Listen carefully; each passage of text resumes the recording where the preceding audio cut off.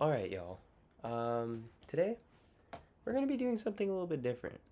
As you can see on my screen here, I've created a 2026 NFL predictor site. Now, how exactly this is going to work, you can basically click on any team here, and you have the opportunity to go through, mark them as a win, loss, or a tie. What we're gonna do is go through here and break down the regular season for every single NFL team. We're gonna first start off with the Buffalo Bills, and we're gonna see just exactly how this Bills schedule is gonna work. So we got Week 1 against the Texans. This is a tough matchup for the Bills, given that their offense is really good, their defense is very mid. The Texans' defense is superb, and their offense could be good. Um, CJ Stroud is kind of like a if factor. This is really his make it or break it year. Whether or not he will get paid in an extended contract, or he's going to get the Malik Willis treatment and a $22 million contract. So, my personal opinion, I think the Texans are going to look a lot better than they did the previous year. I think the combination of CJ Stroud having to play for the opportunity to make money here, on top of the fact that they have better weapons, they have David Montgomery in a better run game, they have seemingly upgraded their offensive line. They have, again, Woody Marks, who's coming back. They have Tank Dell, who's coming back, who is literally known to be CJ Stroud's best friend. So, for the Bills, am going to take this one as a loss, with the Texans being 1-0 to start off.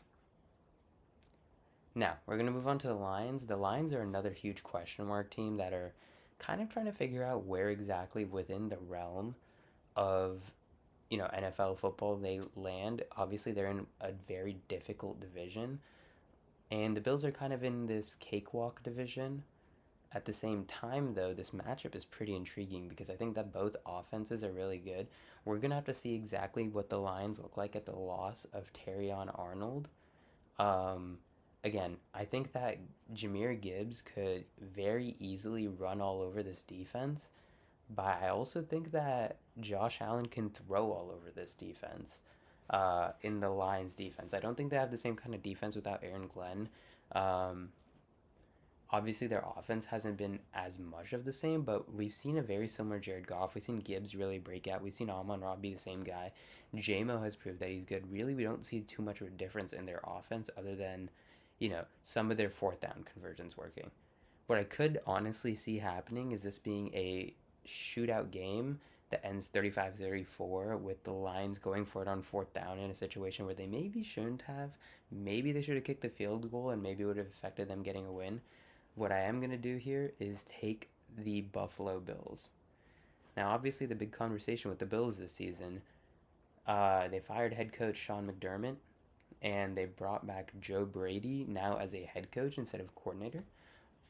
So we know that he's well aware on how this team works, but what will that really do for the future of the Bills? Next, we have the Chargers. The Chargers, I am super high on the Chargers. I think that Mike McDaniel is one of the smartest offensive coordinators there may ever be in the game. I mean, learning under Shanahan, but the dude is just a complete wizard. The mind games and the trickery that he used all season long. Now, the truth is that to an extent, some people were able to figure him out, but that was also because I guess Tua is just a very one dimensional quarterback where he was able to be figured out. They were able to figure out that Raheem Mostert, Devon Achane were the main key of that offense. With no Tyreek Hill, no Jalen Waddle, obviously it's not going to be the same. In this Chargers offense, you have a very strong Lad McConkey. You have, Justin Herbert obviously throwing the ball. You have Amarian Hampton, Kimani Vidal, Keaton Mitchell. There's a lot of offensive weapons. This defense is supposed to be very good as well. The offensive line should be healthy. It's only week 3. I'm not expecting the Chargers to have too many injuries, so I'm going to start the Bills off with a 1-2 record here. Now, against the Patriots, honestly speaking, I think that both these teams are so talented, and being that they're divisional matchups, you can never really tell who's going to win it and who's going to lose it. What I'm going to do is I'm going to say that they're going to split the series. So, the one where this is the home game for the Bills, So we're just going to make the home game for each of these teams their wins. Um, just to be consistent. The Rams, do I really need to say too much here? This is a team that was, you know, a couple plays away from making it to the Super Bowl and probably winning it against the Patriots. And now they added Myles Garrett, and now they added Trent McDuffie, and now they added Justin Watson. So their defense is significantly better. They addressed all the needs that they needed. They may not have addressed wide receiver, but they have significant tight end talent.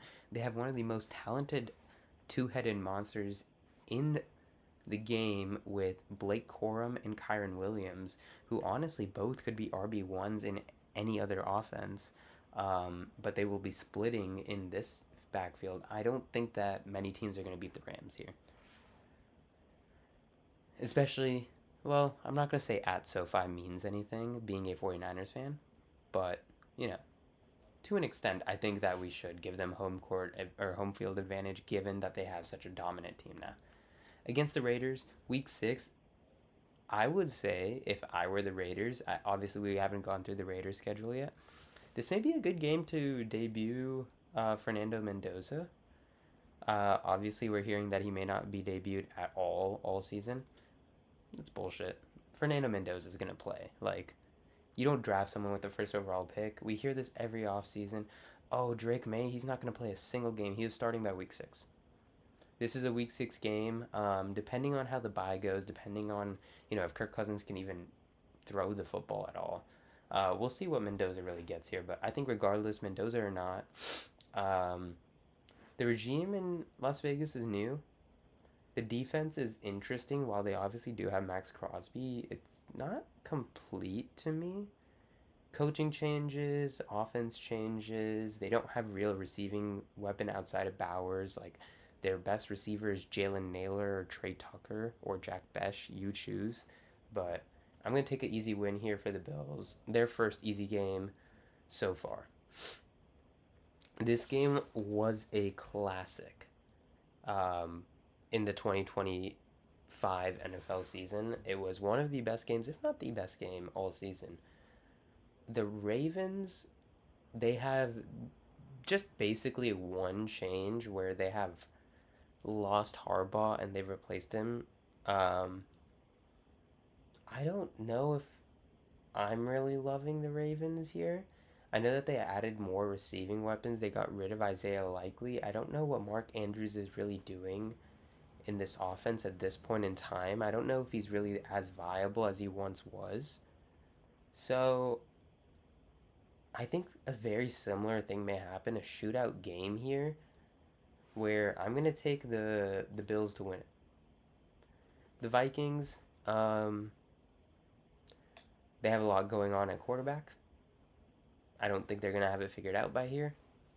I expect that J.J. McCarthy is not going to be playing. I expect that Kyler Murray is going to be playing. And if Kyler Murray is playing, I'm not really any more hopeful than J.J. playing. Again, this team can win some tough games, but not this one. The Jets, I'm not even going to say too much here. This is a year where they're trying to tank. Obviously, interdivision is going to be big like story games where it's possible they don't tank. They do have offensive viability because I don't think Geno's completely dead. I think the Raiders last year were completely dead.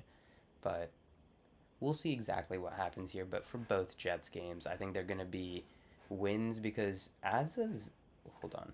We'll actually go back to this last Jets game in a second here. So far, they're 6-4. So they may be competing a little bit in Week 18, just if they're like closer to 500, given that the Patriots are going to be giving them a run for their money. Same thing with the Dolphins. They're in an automatic tank mode here. I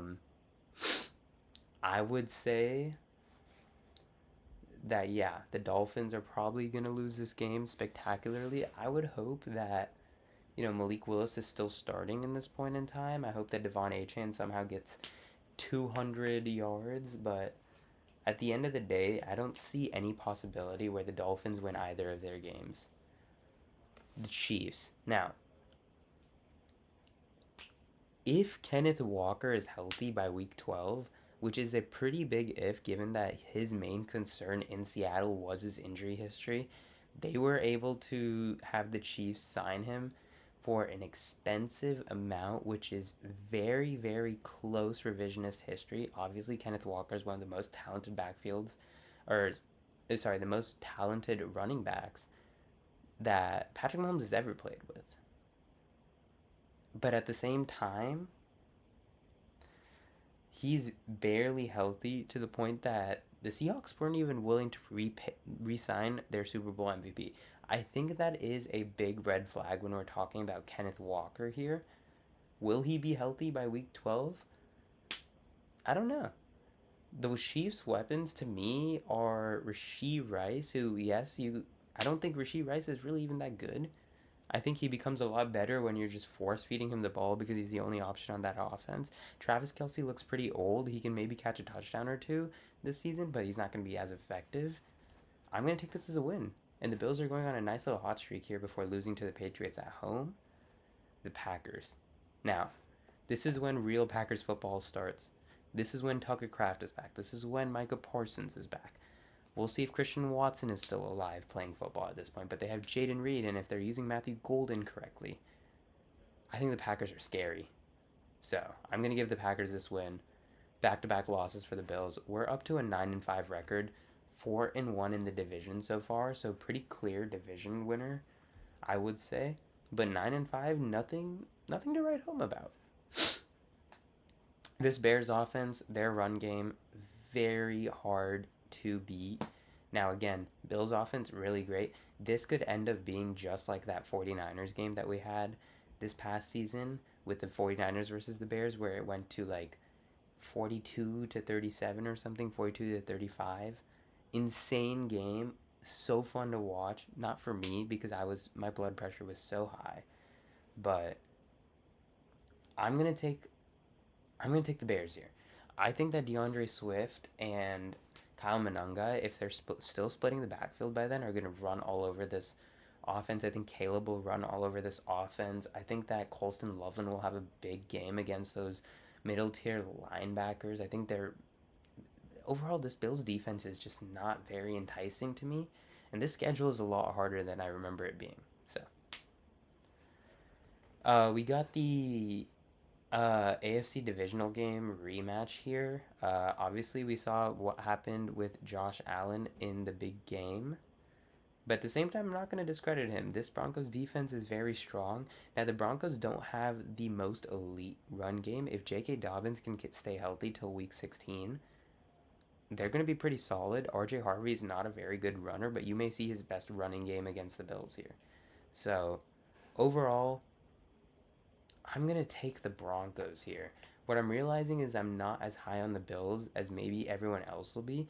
9-7 isn't very convincing to me, so I have a feeling that they may need to play at least half this game against the Jets here, where the Jets may try to play upset. And we will have them win against the Jets. So they will have the best division record for sure. But finishing here 10-7, not the most appealing thing I've ever seen in my life.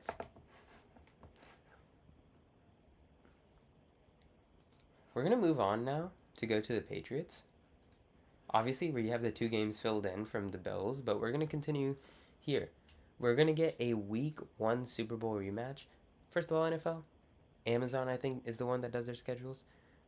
Huge mistake. I don't think that this is going to be a good game to be putting this early in the season. You need this in the middle of the season when the NBA starts coming back on, when the MLB playoffs / World Series are happening, and you need to really hone in on those viewers. I think this Patriots team is going to be a lot better. Will Campbell should be healthier. Drake May should be a lot better, especially in the regular season. Opening game, while we have the Seahawks, on the other hand, are going to be in for a massive regression. Losing their offensive coordinator, losing their RB1 and RB2, coming in now with Darian Price and Emmanuel Wilson are going to be their top 2 running backs. Or I guess George Holani is getting reps, but I don't think he's going to mean anything in this backfield. To be honest, this Patriots defense is really good. We saw exactly what Christian Gonzalez did to JSN in the Super Bowl, as long as Drake May isn't completely dog shit, which I don't think he will be in a week 1 game, especially where he's going to have a little bit of vengeance in his blood, I'm going to see him taking this win over the Seahawks. Week 2 against the Steelers, I think this is a pretty solid dub. I don't think that there's anything in that Steelers offense. Maybe Rico Dowdle could play some good minutes, but again, overall, I'm still taking this Patriots defense to lock them up.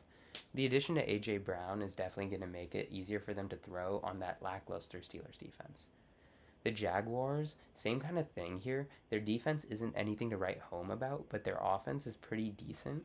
Again, I'm not a big believer that Trevor Lawrence was really as good as he seems. I think he just has really good receiving options um, in the game, where even though Brian Thomas Jr.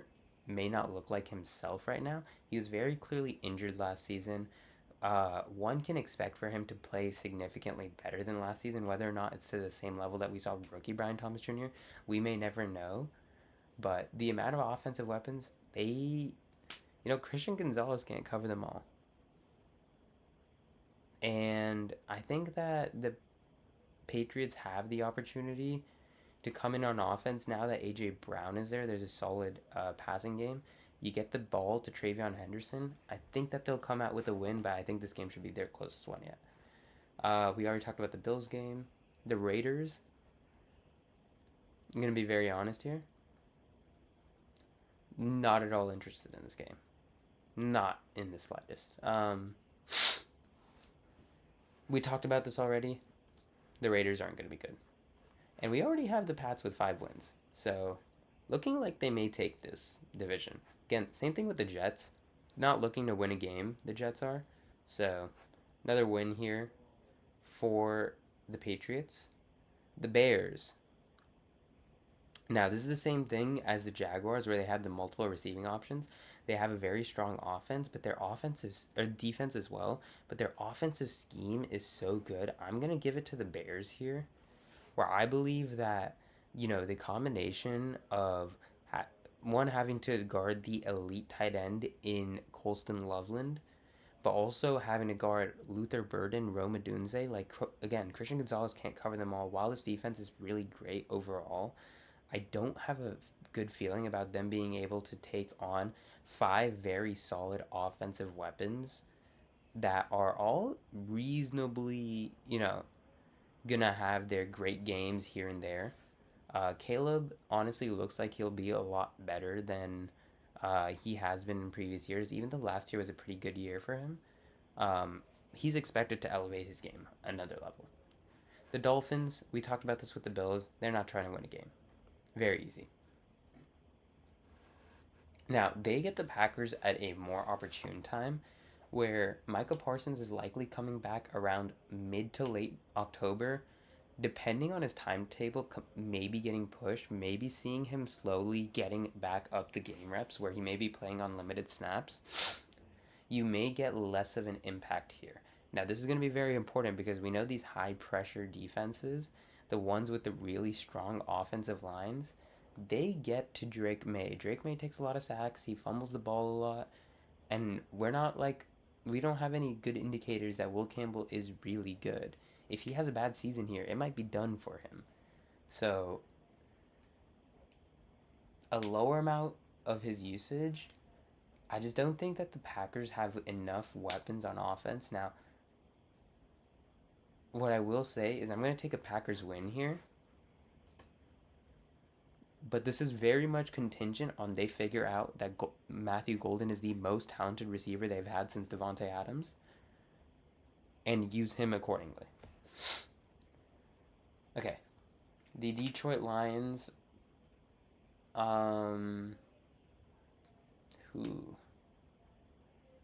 This is a tough one again.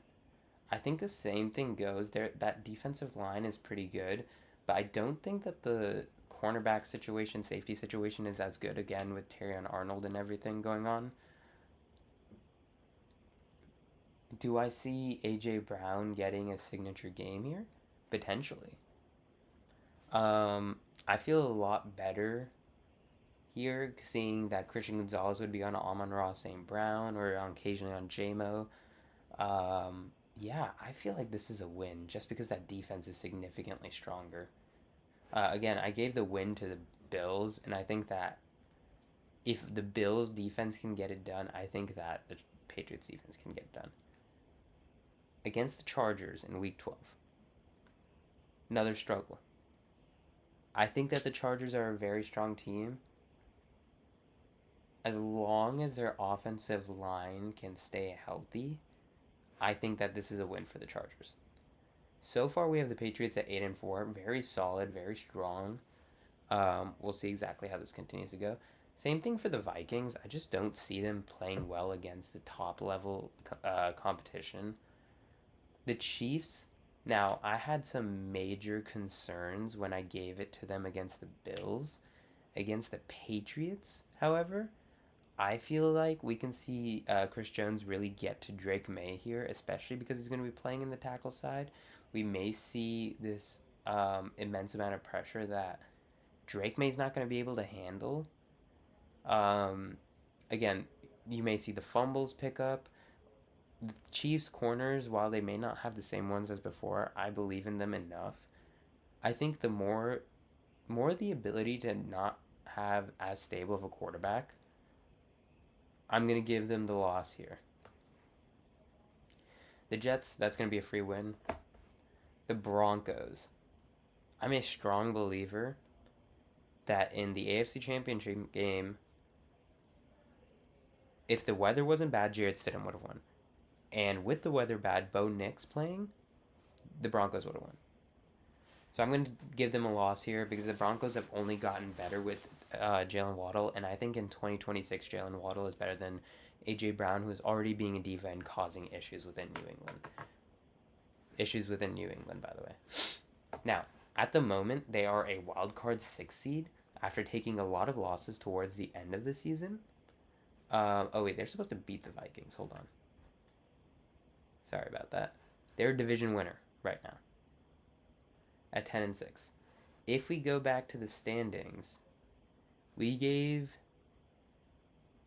So if they lose, they don't win the division. So they have to win. So this would be very interesting. Both the Bills and the Patriots playing against shitty teams, but they have to win in order to get the opportunity to win the division. That is super cool. I would love to see it. But I think that the Patriots are eventually going to come out of this division. Now, let's go ahead and talk about the Dolphins here. Dolphins, we've already marked them down for 4 losses. But week 1 is against the Raiders. And while I don't think that Kirk Cousins is going to start all season, I believe the Raiders enough to say that, you know, Fernando is not going to be starting in week 1. So if Fernando's not starting in week 1, give me Malik Willis and Devon Achane here. Give me them. Give me them boys. Now the 49ers, it's too early for them to get injured. This is my favorite team. I really hope that the 49ers can beat this Dolphins team, but honestly, at this point, we have no idea what's going to happen. The Chiefs, I think this is going to be an easy win for them as well.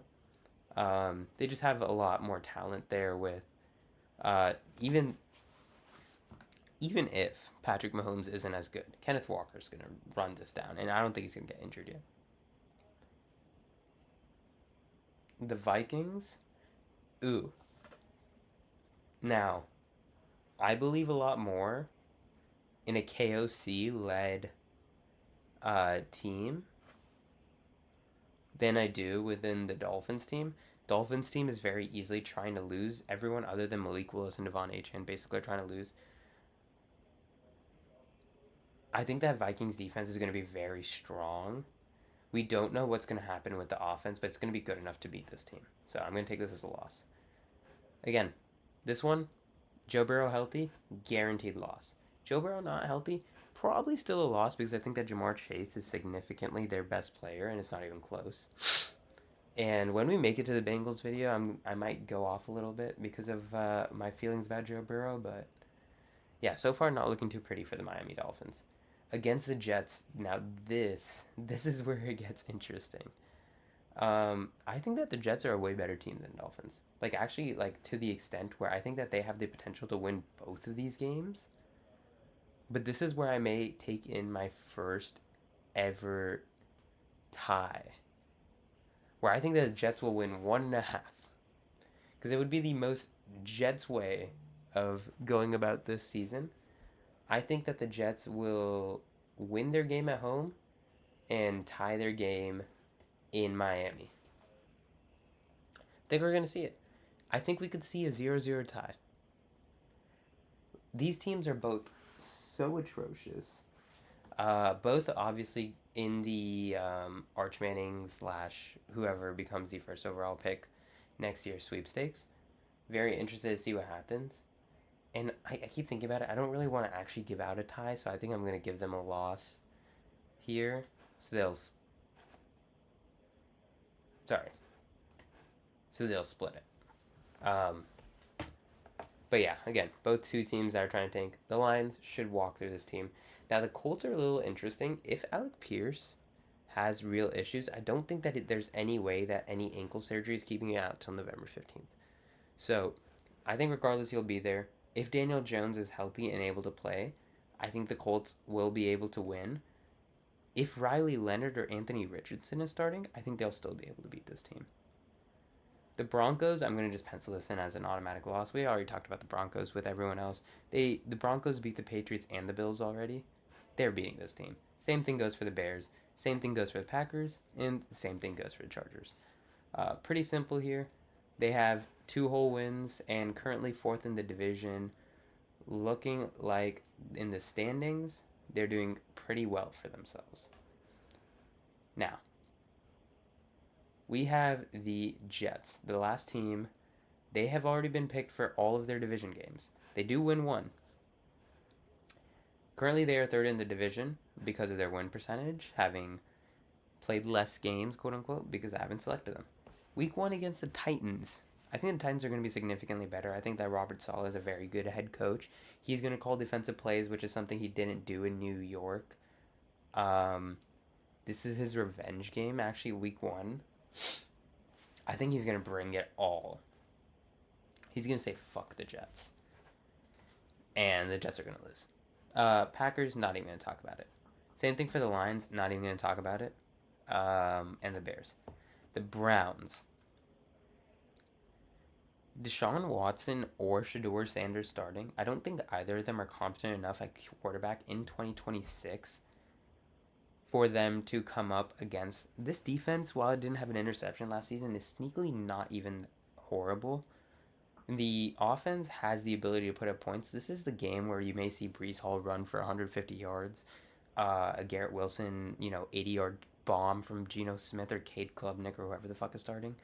But I'm going to give the Jets the win here. Versus the Raiders, week 8, we may see Fernando Mendoza. What I would actually like if I were a New York Jets fan is by week 8 we see Cade Klubnik come out, and we have the opportunity to see what he would do in this offense. Regardless, though, I think this is going to be a loss because if Mendoza is playing by week 8, by my projections, he would be. I think the Raiders are going to take this game pretty easily. The Chiefs, not even going to think about it too much. The Chiefs are going to win this game. Chargers, not going to think about it. The Broncos, not going to think about it. Now, the Cardinals, this is a real tinkathon here. In week 15, are we kidding? Jeremiah Love, these are 2 offenses that have so many weapons but no quarterback behind them. Where, God forbid we may see Carson Beck starting at this point in time.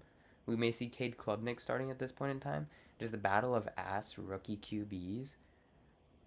A very solid running back in Breece Hall and Jeremiah Love. Some very good receiving options in Michael Wilson, Garrett Wilson. The Wilsons. And we may see Marvin Harrison Jr., Omar Cooper, Kenyon Sadiq, Trey McBride. Obviously, Kenyon Sadiq is not Trey McBride, but you're getting the feeling here. I just think that the Jets have more of a defensive legacy. Aaron Glenn is going to be trying to keep his job a little bit. If he even makes it this deep into the season, I have a good feeling that they'll beat the Cardinals. I think that this is another game that could be just a tie, but yeah. Between them and the Vikings, I just think that Vikings defense is so strong. I'd take the Vikings here. So as you can see, we have already created our entire AFC East here in just about 30 minutes. We have the Patriots winning the division at 11-6, the Bills at 10-7, getting second place, the Jets at 3-14, and the Dolphins at 2-15. But I hope y'all enjoyed that. We'll be continuing talking about the other teams that are within these respective divisions, and we'll see just exactly how they will be doing. But until next time, catch you.